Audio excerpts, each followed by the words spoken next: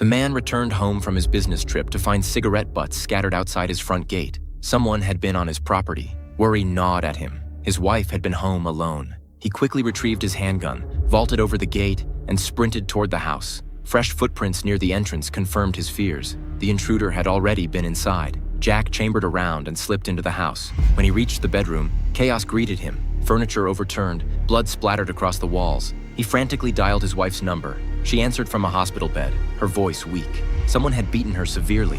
When Jack learned the attacker had fled in a green taxi, he vowed to hunt him down and make him pay. The next day, Jack cruised the city streets in his car, scanning for green cabs. He spotted two and memorized the company names painted on their doors. That night, Jack arrived at the taxi company.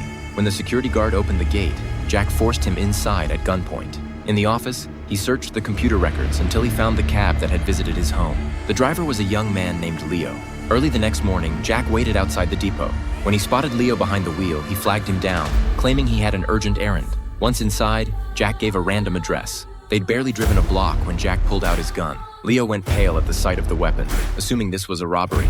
He fumbled for his wallet, offering it with shaking hands. But Jack had no interest in money. He demanded to know about the passenger Leo had driven to his house 2 days ago. Leo could only describe a burly, muscular man. Realizing Leo had nothing more useful to offer, Jack directed him to drive to an abandoned factory.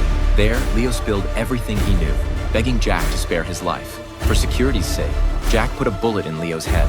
From Leo's description of the intruder, Jack identified a hitman from a local assassination firm. He soon infiltrated the company disguised as a janitor. Jack retrieved his toolbox from a trash bin and burst into the executive office. He threatened the boss, hand over the hitman's information or end up like this computer, pierced through with nails. The boss wasn't easily intimidated. He flatly refused Jack's demands. To apply some pressure, Jack drove 3 nails into the boss's chest.